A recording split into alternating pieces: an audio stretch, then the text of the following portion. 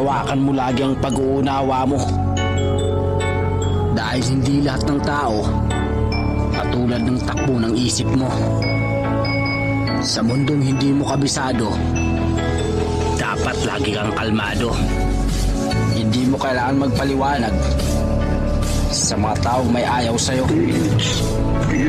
Gustuhin ka man o hindi, tanggapin mo. Dahil dalawang klase lang ng tao ang mayroon tayo.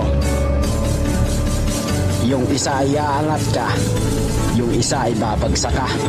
Tandaan mo na ang pinakamagandang depensa ang pagiging kalmado.